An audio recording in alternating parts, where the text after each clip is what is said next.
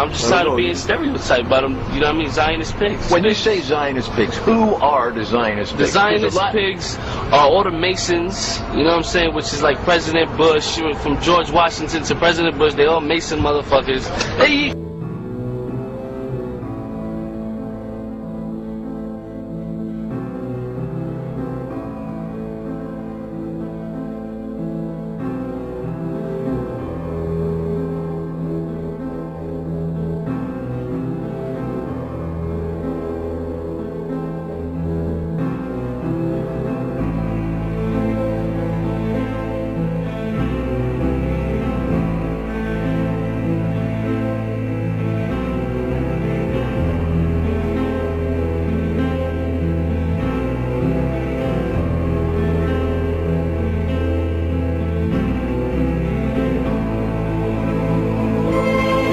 Jews out of 12 million.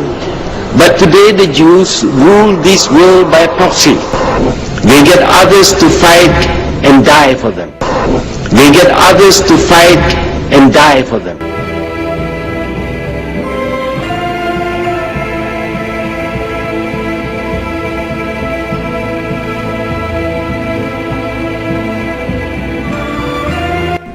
So when innocent Arabs are killed, when they're bombed, maimed, wounded, when they're tortured in places like Abu Ghraib, is it really any surprise that we don't feel any compassion?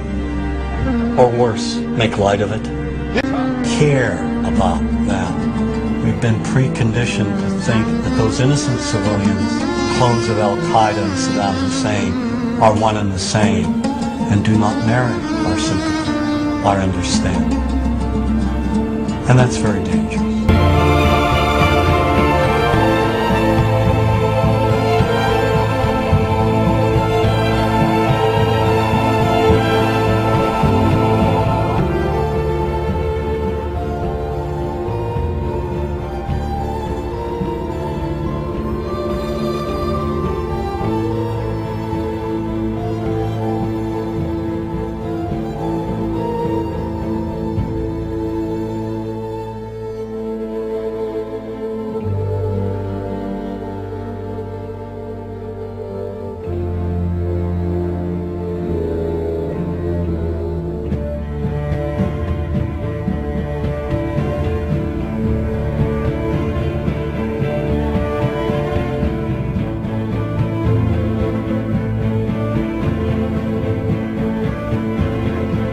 In 1993, World Trade Center bombing, remember?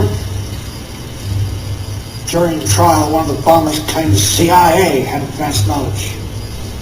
The diplomat, the terrorist visa was CIA. It's not unthinkable they paid the way for bombing, very to justify budgeting. You're telling me that you're going to fake some terrorist thing just to get some money out of Congress? Well, unfortunately, Mr. Hennessy, I have no idea how to fake killing 4,000 people. So we're just going to have to do it real. Oh, blame it on the Muslims, naturally. There I get my funding.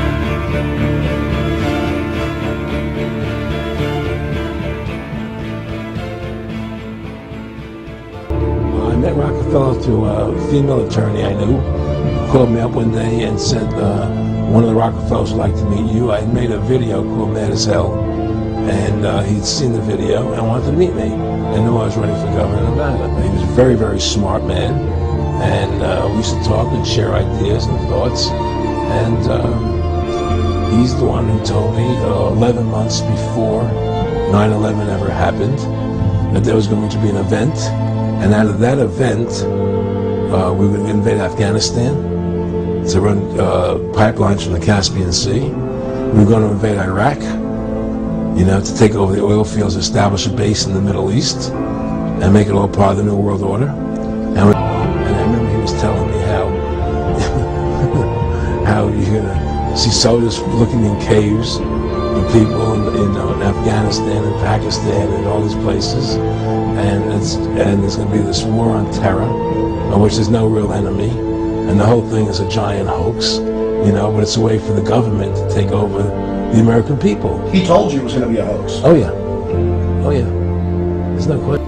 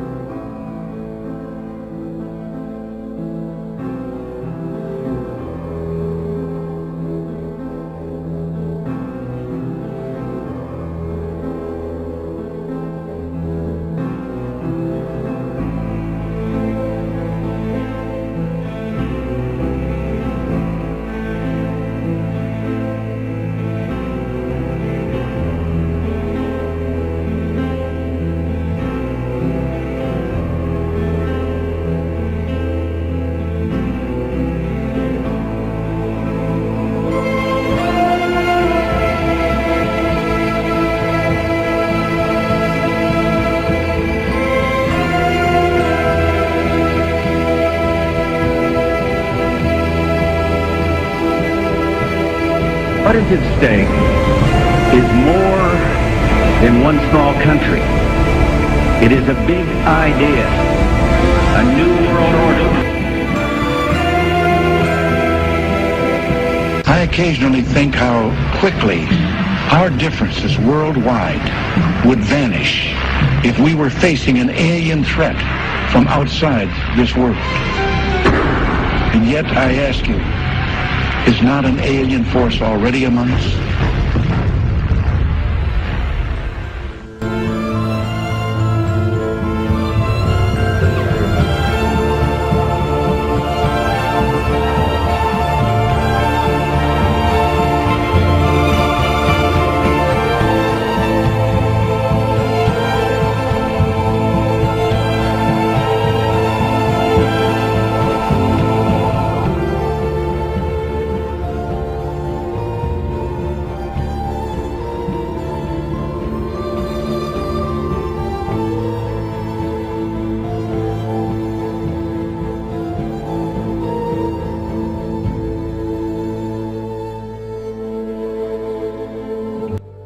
In 1996, the film Independence Day broke all box office records, becoming the 7th highest-ranking film of all time. It entranced audiences around the world with a fictional story of an alien invasion on Earth. However, deep within the film's subliminal messages can be found, indicating the Freemasonic presence and the Freemasonic agenda. In the film, there is a military base known as Area 51. It is from here that the military offensive is launched, on which the salvation of the whole world and the future of its inhabitants depends. The entrance to this installation is a pyramid, on which is engraved the symbol of the one eye.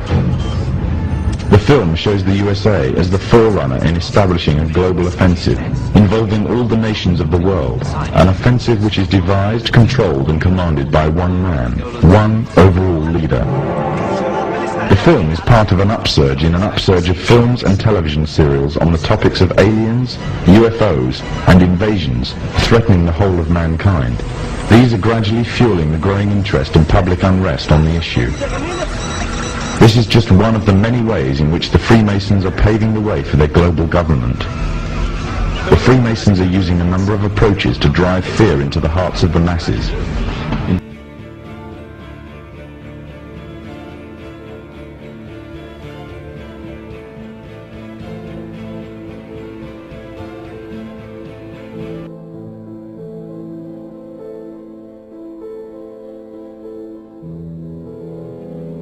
Mexican Air Force pilots capturing on videotape what are said to be 11, count them, 11 UFOs. The Mexican Air Force has released a video that some of you are going to find difficult to believe.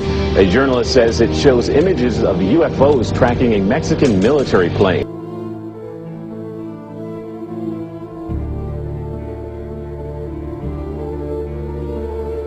From a Canadian government official is warning we may be on the verge of intergalactic war, saying, quote, the Bush administration has finally agreed to let the military build a forward base on the moon, which will put them in a better position to keep track of the comings and goings of visitors from space, and to shoot at them if they so decide. I was introduced to the late Dr. Wernher von Braun in the U.S., the father of rocketry. In my first meeting with him, during that first 3.5 hours, he said to me, Carol, you will stop the weaponization of space, because there is a lie being told to everyone that the weaponization of space is now first being based upon the evil empire, the Russians. There are many enemies, he said, against whom we're going to build this space-based weapon system, the first of whom was the Russians, which was existing at that time. Then there would be terrorists. Then there would be third world countries. Now we call them rogue nations or nations of concern. Then there would be asteroids. And then he would repeat to me over and over. And the last card, the last card, the last card would be the extraterrestrial threat. Anytime the government has secrets that they can keep from us, they can manipulate us by those secrets. In essence, they still remain 25 years at least ahead of us in technology, information, and knowledge, and secrets, and they are using them against us. I heard over the years many times over that the plan to usher in the New World Order would be to make all the people in this country and around the world feel totally helpless to prevent the New World Order from occurring, this world dominance plan, by saying that we had been invaded by aliens.